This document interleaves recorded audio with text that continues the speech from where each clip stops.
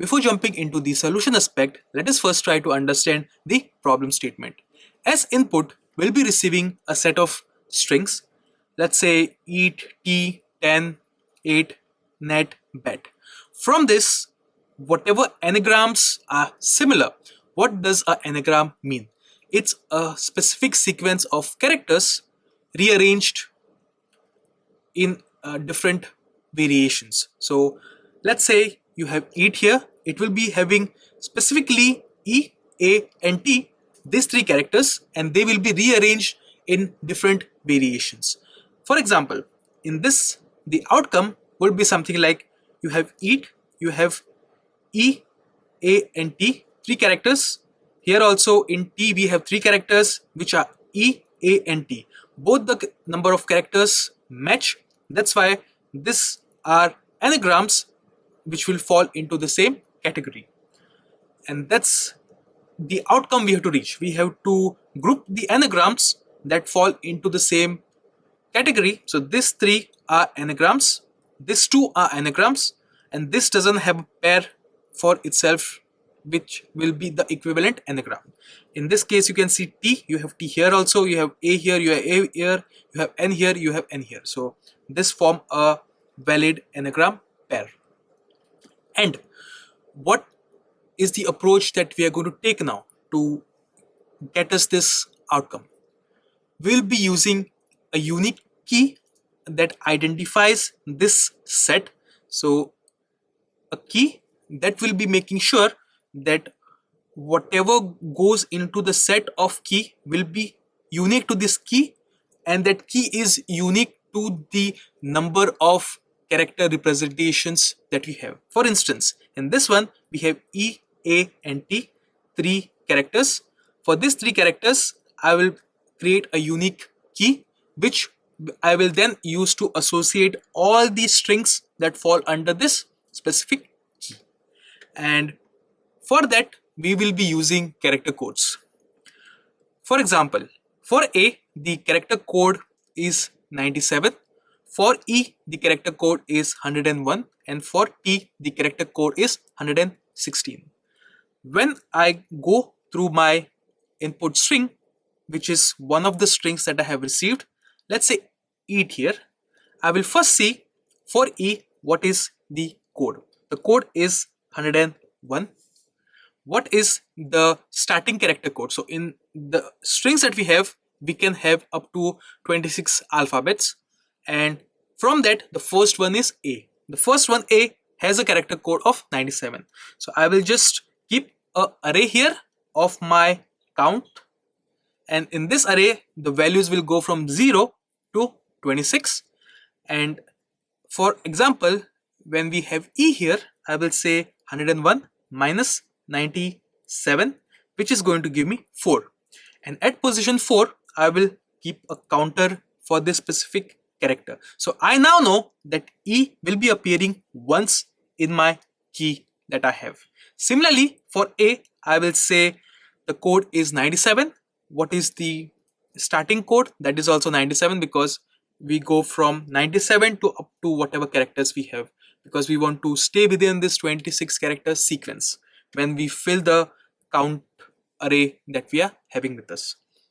And when we do 97 minus 97, we will be getting 0. So for 0 we will increment the counter. Then we go to T. T has character code of 116. So 116 minus 97, it's going to give us 19, and this 19 is here. So we know that for eat we have position 0 1 counter, position 4 1 counter, and position 19 1 counter. So from this, now the aim is that we want to build this unique key, and the key will be built in something like this fashion, wherein I will say hash 1 for the 0th position, hash 0 for the next position, because you don't have anything, so everything else is just zeros here. Similarly here also up to 26, and then you see 0 0 0, so hash 0 hash 0, and then you have a 1 here, hash 1, and similarly, and at some point you will get position 19 and you will say hash 1, and then up to 26. So this is the unique key that we will build, And against this key now, we will just store the eat string which we have.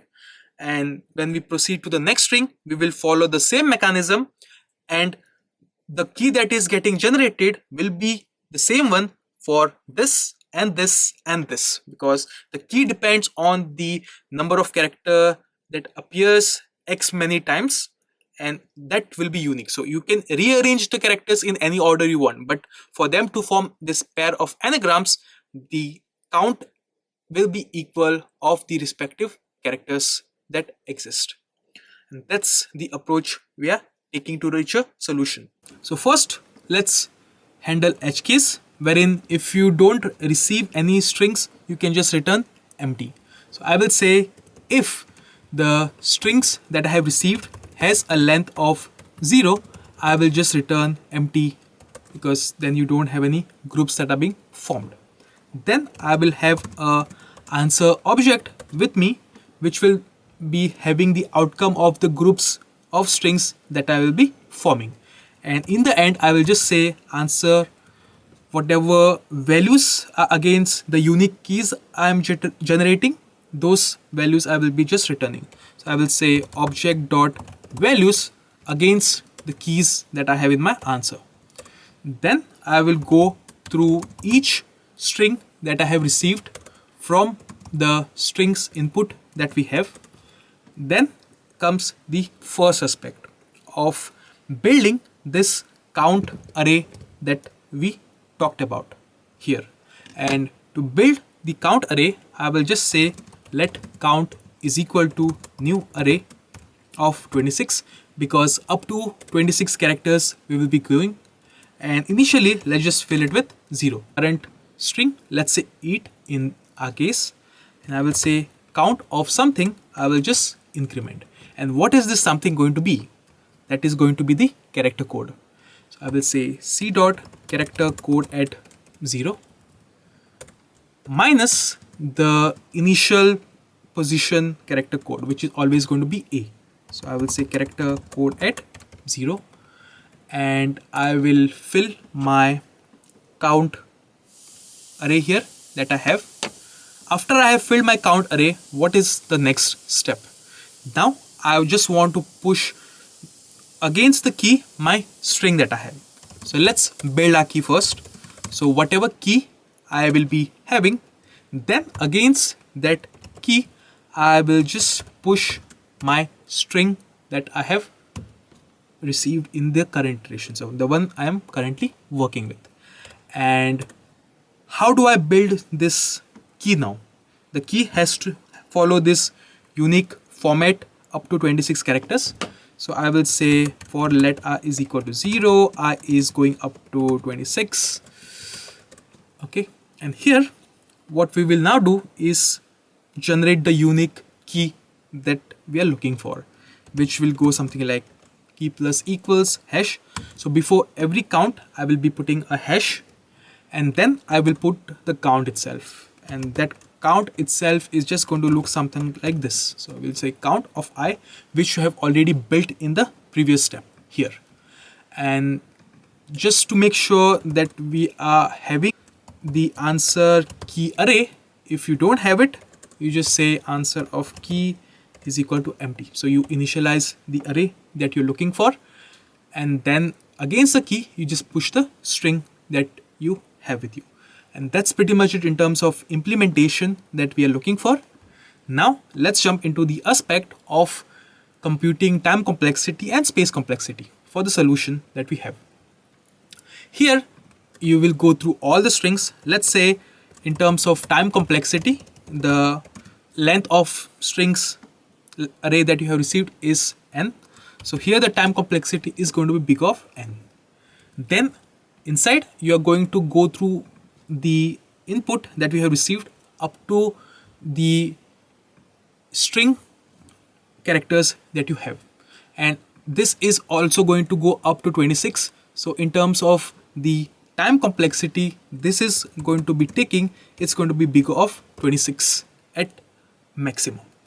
And here, because the number of characters can vary, the time complexity for this loop will be big of k. let's say. So then if you compute for this loop, there is another loop. So big O of n into big O of k plus big O of 26. 26 being a constant, we can just say that the overall time complexity which is going to be involved here is just going to be big O of n into k. And similarly, in terms of the space complexity that is going to be involved here, it's going to be also big O of n into k, because first we are having this count tracker which is going to go for this each string that you have up to an array of 26. So that's going to be storing the answers against the key. So this space storage is going to go up to n times into 26 parts, because for each n it's going to store 26. So it's going to be 26 into n in terms of the storage that is going to be required for this count array. And then in terms of answer, the answer is going to store the key. Now the keys is going to be going up to the number of characters you have in the strings. So that will be considered as big O of k. And that's why the overall space complexity will be big O of n into big O of k, which k storing the answer that you have being generated in terms of the unique character sequence that you want to build. And that's pretty much it in terms of implementation. Thank you for watching.